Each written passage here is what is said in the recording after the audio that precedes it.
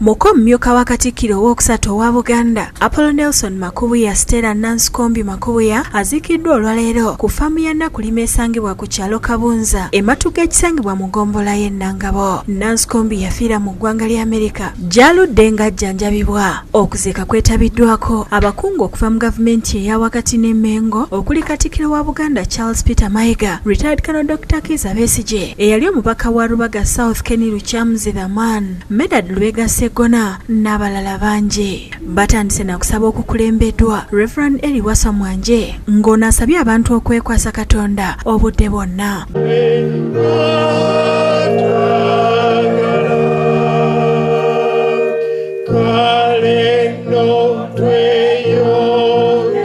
Bawa omugenzi w'ekitiibwa Apollo Makubuya ayogedde ku lugendo lwabwe era ng'atenderezza omugenzi olw'obukozi n'okukola okuleeta enkulaakulana mu ggwanga. Newankubadde abadde talina bufo nanze gwe ndina abadde muweereza mu ngeri ez'enjawulo mu Nabagereka Development Foundation n'emirimu emirala. Ayogedde ku bulwadde obusse mukazi we obwakookolera n'asaba abantu okubwewala ne gavumenti okukola ennyo okulaba ng'ebulinnya ku nfeete. Yali yeekebeza buli mwaka naye tebakizuula nti alina obulwadde obwo. N'olwekyo nange bannange njagala okukozesa akakisa kano okubasaba ensonga ya kansa eno tugikwase maanyi buli omu, kubanga temumanyi mukadde, temumanyi mwana, oba mugagga oba mwavu.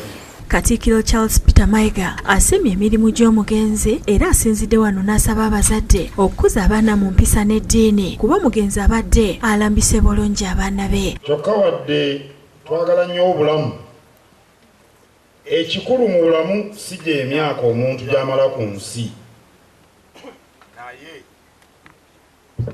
naye ebintu byakola mu myaka Katonda gy'amuwa.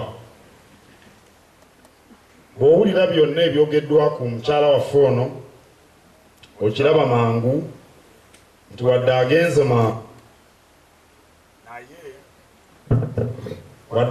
mangu naye mazima abadde wambala era omukulu lwagulesi. Amyuka omulabirizi wa Kampala Bishop Hannington Mutebi ayambalidde abakkiriza abagenda mu masinzizo n'eziyirizi n'abasaba buli omu okukolerera eggulo. Waliwo entalo ez'okulwana, entalo oluusi za kulwala, mwana wati omuntu n'alwala ate oluusi olumulala bw'alwala ate ebyokukkiriza n'abivaamu ne bajja ne bamulimbalimba ta mwana tunnomanyi ebyo bw'otoogendeko waagundi wakabaka ganda mutuula kungo obulwadde tebujja kukola ki kuwona. Ogenda okulaba mwana wattu nga omusajja eyakkiriza oluusi n'alokoka n'okulokoka kaakati ate ebintu abimaliddewa mu ssabo. Stella Nansikombi Makubuya alese abaana basatu.